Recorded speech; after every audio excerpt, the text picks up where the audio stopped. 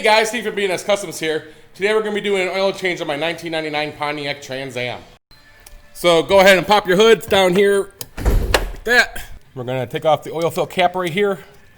It needs either 5W30 or 10W30 oil. You can use either one instead of the manual. It's gonna, the V8 is going to take 5.5 quarts.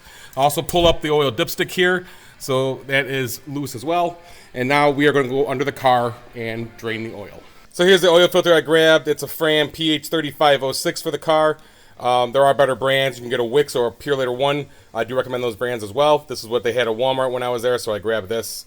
So use whatever you prefer. Alright, so on the LS engines, the oil drain is right here. You can see I got a 15mm on it. That seemed to fit the best.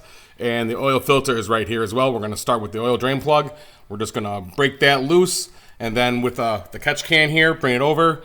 Pull the plug out in one pull, let the oil drain out. You want to make sure the engine's a little warm, not hot, but just warm. So if you need to jack up the car, you're going to want to do it from right here, right behind the passenger side front tire, right in this area here. You can see I have subframe connectors on the car. So anywhere along the frame here, jack it up on this side so that the oil will flow out the plug going this way. If you do it from the driver's side, the oil won't be towards the hole here to drain out.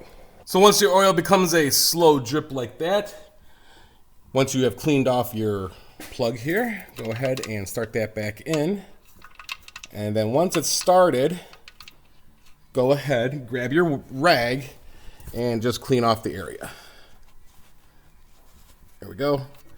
And then go ahead and using your wrench, make it nice and snug on there again so it won't come off. And then we're going to talk about the oil filter. I have my oil filter clamp on there. It's an adjustable one. It grips tighter as you try to loosen the oil filter. It takes a 3/8 ratchet on the end of it or extension to turn it. And what I'm going to do is I'm just going to break it loose. And as soon as I break it loose, I'm going to take the tool off. And the oil will slowly begin to drip down into the tray below it. Once that drain has become a slow drip again, go ahead and remove the oil filter and then turn it upside down in your catch pan, let that drain. So I just loosened the filter here, and we're gonna go ahead and keep on turning it. It's gonna start draining now. There it goes. It's come down to a slow drip now. Gonna go ahead and remove this. Just have rags ready. You're gonna have to clean your hands and wipe all this down when you're done. There we go. And then there's areas here on my drip pan. Let's let that all drain down. That's going to continue to drip. And once it's all done, we're going to use a rag and we're going to clean off that area. When I had the cap on the oil, I just tilted it forward and then took the cap off. And you can see I got a little bit of oil in the cap here. And what I'm going to do is put some on my finger and prime the seal around the filter. When you buy your oil filter, make sure the seal is not damaged. Also make sure there are threads inside the hole there in the middle of the filter. I bought it before where there was no threads in there. That was a nice discovery one time. So what's great about the LS engine is that this filter installs upside down like this. So we are able to fill it with oil before installing it so we don't get a dry start. So what I'm going to do now is I'm going to go ahead and we're going to fill up this oil filter.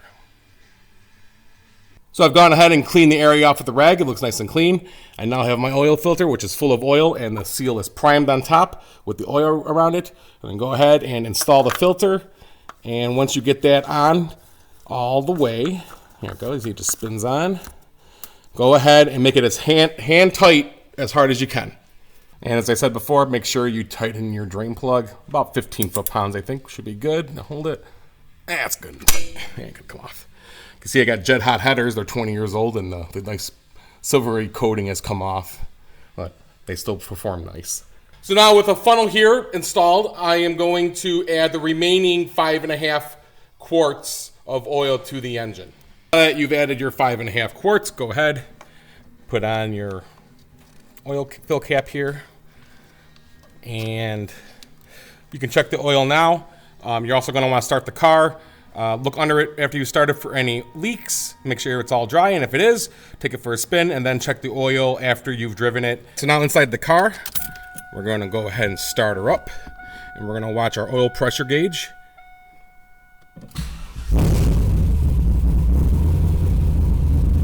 There it goes. It's the gauge right there. We have oil pressure. Looks good.